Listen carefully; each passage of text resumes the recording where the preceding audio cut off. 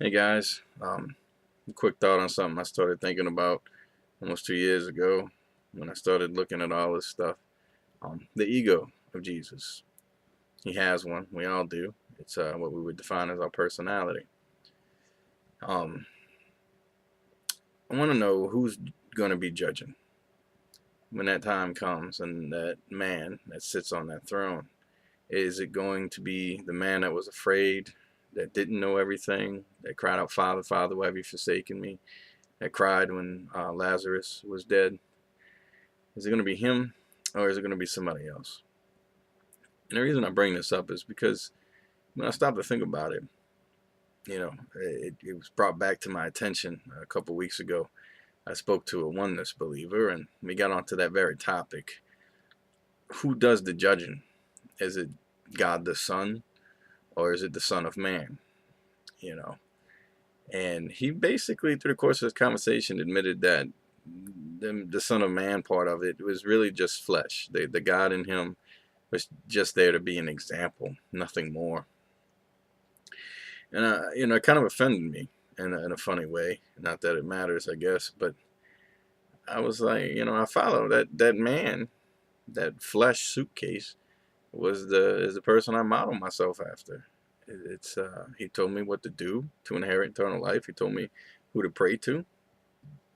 He told me that I would be forgiven. Um, if I believed with all my heart and did what I was supposed to do.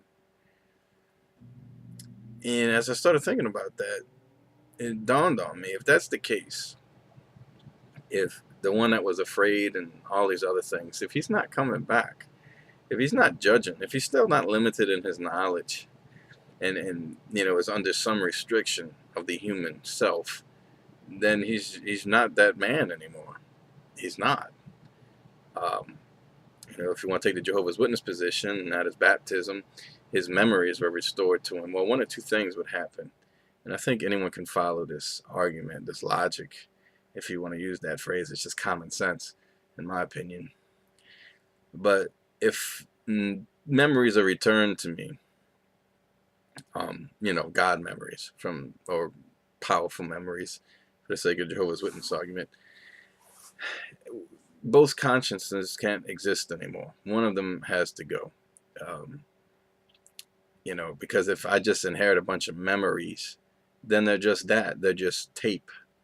They're footage. They're things that appear like a movie to me. If I'm restored to who I was, then I have nothing in common with you because I'm an eternal being who takes it as such. The Trinitarian position proposes that he basically bounces back and forth.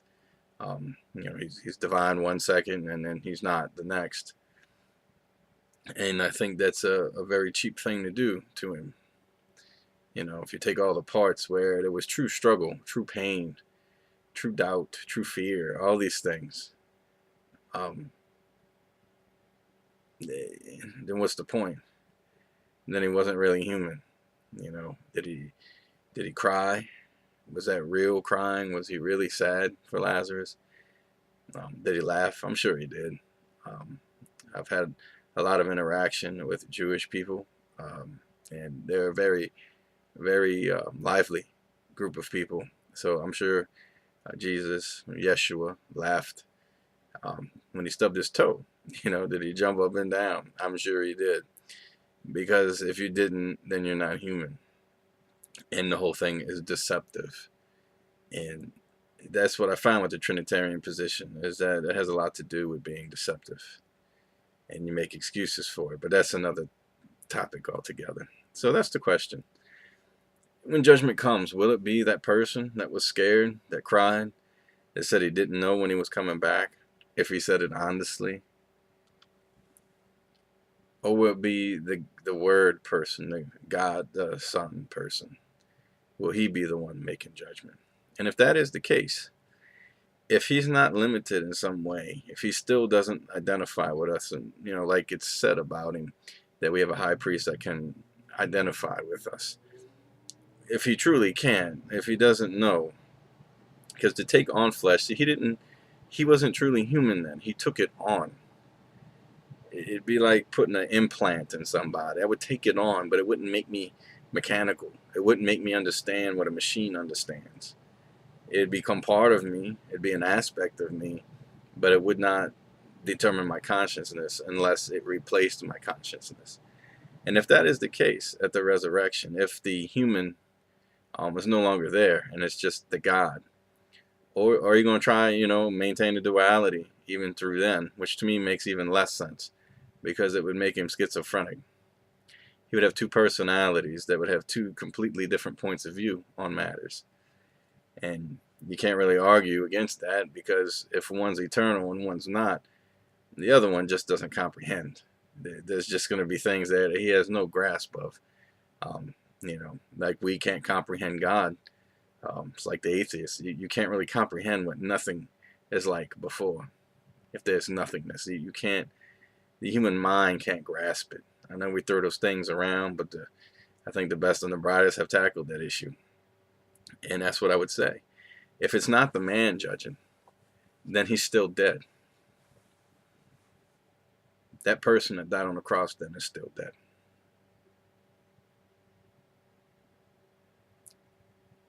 I don't believe that. You might believe that, but it really can't be any other way. If he's still not that person, and he's God the Son, and he loses the ability to feel pain or be afraid and all those things, and then that person that died was never resurrected, and no one paid the price then, because God the Son can't die, right? And the other one's not coming back. So what are you left with?